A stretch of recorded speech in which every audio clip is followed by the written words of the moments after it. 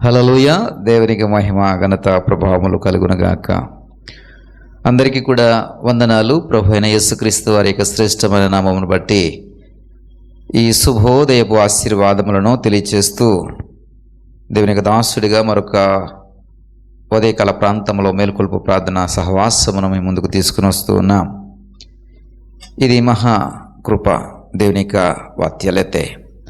అనుదినము ఆయన యొక్క కృప, ఆయన యొక్క వాత్సల్యత మనల్ని పలకరిస్తుంది. కాబట్టి ఈ వాక్యములో, ఈ ధ్యానములో మనం ఉండగలుగుతున్నాం. ఈ మేల్కొల్పు ప్రార్థనలో మనం ఉండగలుగుతున్నాం. ప్రియ సహోదరుడా, సహోదరి, ఇది అందరికీ జరిగేటటువంటిది లేదా అందరికీ దొరికేటటువంటి భాగ్యం కాదు. అందరికీ దొరికేటటువంటి భాగ్యము కానే కాదు. ఇది కొద్ది మందికి దక్కేటటువంటి భాగ్యమని నేను చెప్పడానికి సంతోషిస్తున్నాను. ఈ వాక్య సహవాసములో, ఈ వాక్య పరిచర్యలో ఉంటున్న మీరందరూ కూడా దేవుని యొక్క కృపకు పాత్రులని నేను నమ్ముచున్నాను. ఎలా ఈ మాట మీరు చెప్పగలుగుతారండి? ఉదయాన్నే దేవుని యొక్క వాక్యం వింటే మేము కృప కలిగిన వారమా?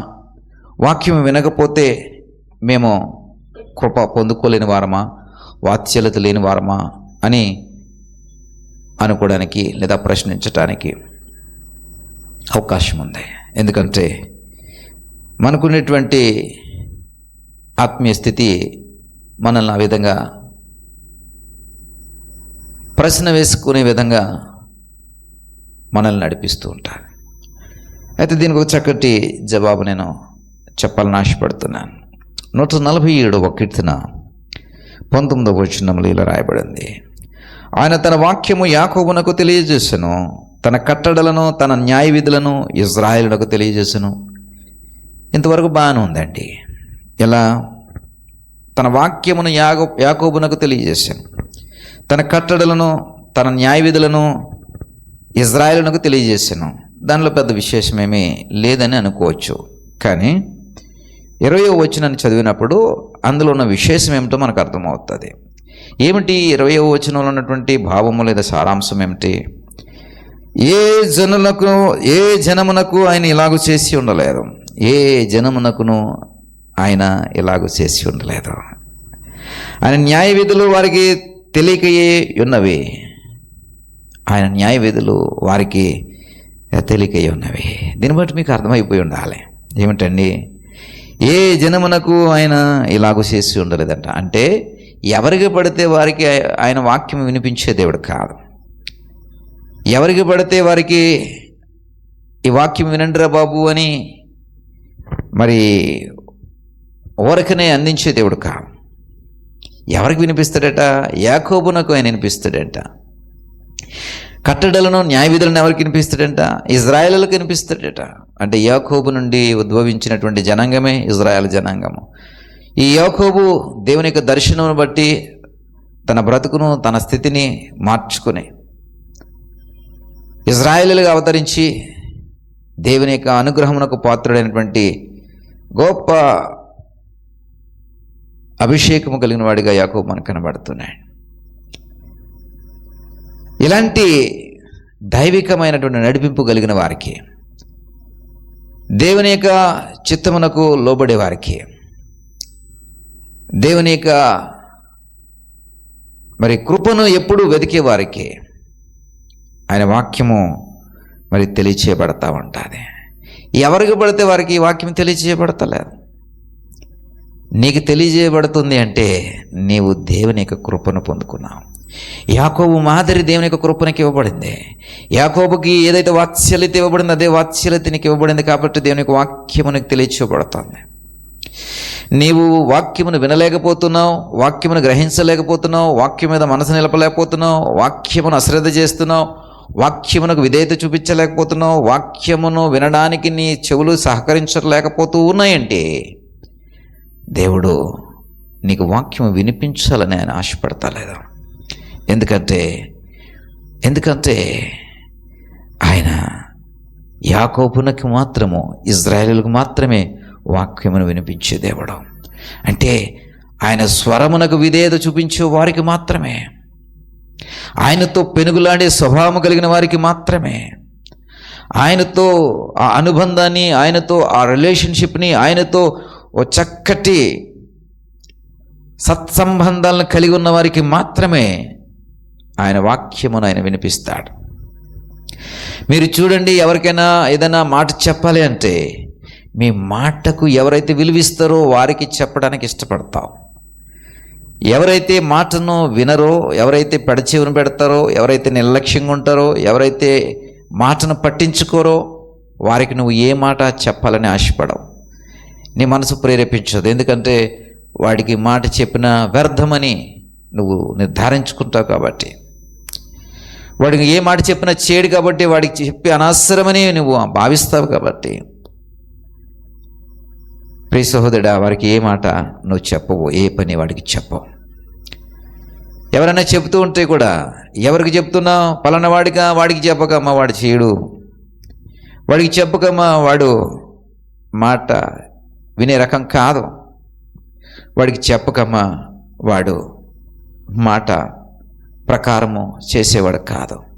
ఎందుకంటే వాడికి మాట వినే బుద్ధి లేదు, మాట వినే స్వభావం లేదు, మాటకు విధేయత చూపించేటువంటి స్థితి లేదు, మాట ప్రకారము చేయడానికి మనసు నిలిపే స్థితి లేదు, మాటలో మరి జీవించటానికి ప్రయాస కానీ ఆశ కానీ లేనటువంటి వాడు. కాబట్టి అలాంటి వ్యక్తిని నువ్వు ధృవీకరించి వాడికి ఏ మాట చెప్పొద్దు అంటావు. అలాగే దేవునికి వాక్యం ఎవరికి తెలియచేయబడుతుంది అంటే యాకోబునకు తెలియచేయబడుతుంది.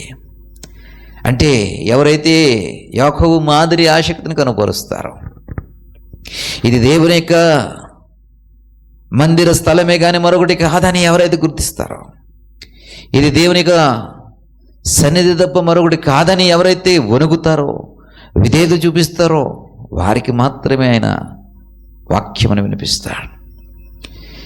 ఏ జనమునకు ఆయన ఇలాగ చేసి ఉండలేదు అంటే ఆయన మాటకు విధేయత చూపిన వారికి తప్ప ఏ జనమునకు కూడా ఆయన వాక్యమును వినిపించడు. మరి నీకు వినిపించట్లేదు, గ్రహించటలేదు, వాక్యమునకు నీ స్థితి అనుకూలించట్లేదు అంటే నువ్వు యాకోబు లేదా ఇజ్రాయేలు మాదిరిగా నువ్వు పిలవట్లేదని ఒకసారి ఆలోచన చేయి. ఈ మిగిలిన ఏ జనమునకు అంటే దేవుని యొక్క వాక్యము వినలేనటువంటి జనమునకు ఏదైతే ముద్ర వేయబడుతుందో ఆ ముద్ర నీకు వేయబడుతుందేమో ఒకసారి ఆలోచన చేయి. వారికి ఏ న్యాయ విధులు కూడా తెలియచేయబడట్లేదు కాబట్టి వారు న్యాయము తప్పి న్యాయంలో లేక న్యాయమును అనుసరించలేక బ్రతుకుతుంటారు. అది రేపు తీర్పులోకి వస్తుంది, రేపు పరిగణలోకి వస్తుంది, రేపు అది చాలా కఠినమైనటువంటి నేరస్థాపన చేస్తుంది. మరి నీ విషయంలో దేవుడు అలాగ అనుకోవట్లేదు. ఆయన వాక్యమును నీకు తెలియచేయాలని ఉదయమున నీ మేల్కొల్పు ప్రార్థన ద్వారా నీ ముందుకు వస్తూ ఉన్నాడు. ఆయన కట్టడలను, ఆయన న్యాయ విధులను నీకు తెలియపరచాలని యాకోబు జాబితాలో, యాకోబు వంశావళిలో, ఇజ్రాయేలీల యొక్క జాబితాలో, ఇజ్రాయేలీల యొక్క వంశావళిలో నీ పేరు చేర్చబడిందని ఈ వాక్యము ప్రతి ఉదయమున నీకు తెలియచేయబడుతోంది. యాకోబు వాడవైతే ఈ వాక్యం వింటావు, ఇజ్రాయేలు వాడవైతే నీవు ఈ వాక్యం వింటావు. ప్రియ సహోదరుడా, సహోదరి, వాక్యం విన్నప్పుడు ఉండే ఆశీర్వాదం, వాక్యం విన్నప్పుడు ఉండేటువంటి దీవెనలు, వాక్యం ఉన్నప్పుడు, వాక్యమును బట్టి నడుచుకున్నప్పుడు, వాక్యమును బట్టి బ్రతికినప్పుడు ఉండేటువంటి ధన్యత, ఊహించలేనటువంటి ఆశీర్వాదం. ప్రియ సహోదరుడా, సహోదరి, ఉదయకాలం మేల్కొల్పు ప్రార్థన ద్వారా మేము ముందుకు వస్తూ ఉండగా ఈ వాక్యమును నీతి కొరకు దేవుడు సిద్ధపరిచాడు. యాకోబుకు తెలియచేసినట్లుగా నీకును తెలియజేస్తానంటున్నాడు. యాకోబును ఆశీర్వదించినట్టుగా నిన్ను ఆశీర్వదిస్తానంటున్నాడు. యాకోబును లేపినట్టుగా నిన్ను లేపాలని ఆశపడుతున్నాడు. కాబట్టి వాక్యం నేను వింటాను ప్రభా, ఉదయకాల సమయంలో ఈ వాక్యము నేను వింటానని నీ కొరకు వినిపించబడుతున్నటువంటి వాక్యము కొరకు చెవియగు. ప్రియ సహోదరుడా, దేవుడు నీ స్థితిని ఈరోజు మార్చబోతున్నాడు. ఈ రోజు నుండి నీ స్థితిని, నీ బ్రతుకును, నీ యొక్క భవిష్యత్ అంతటిని కూడా ఆయన మార్చబోతున్నాడు.